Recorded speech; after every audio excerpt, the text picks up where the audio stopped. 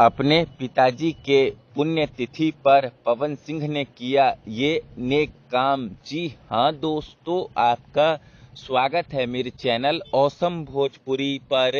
Video को पूरा देखिएगा। वीडियो पसंद आए तो वीडियो को लाइक और चैनल को सब्सक्राइब कीजिएगा। दोस्तों, कल पवन सिंह के पिताजी का पुण्यतिथि था और अपने पिताजी के पुण्यतिथि पर पवन सिंह ने कल अपने पूरे परिवार के साथ पूजा किया लखनऊ में। साथ ही साथ कल रात में पवन सिंह लखनऊ के वृद्धा आश्रम भी गए, जहां उन्होंने कई महंगे महंगे गीजर भी दान किए। साथ ही साथ उन्होंने उस वृद्धा आश्रम में मौजूद सारे बुजुर्गों का आशीर्वाद लिया, उन्हें अपने हाथों से मिठाई खिलाया और उन्होंने उस वृद्धा आश्रम में मौजूद सभी बुजुर्गों के बीच भोजन भी बंटवाया, जिसके कई वीडियोस फिलहाल सोशल मीडिया पर खूब वायरल हो रहे हैं। और दोस्तों, अपने पिताजी के पुण्यतिथि पर पवन सिंह इससे बढ़िया नेक काम कोई और नहीं कर सकते थे।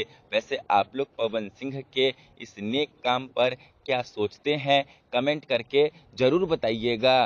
धन्यवाद।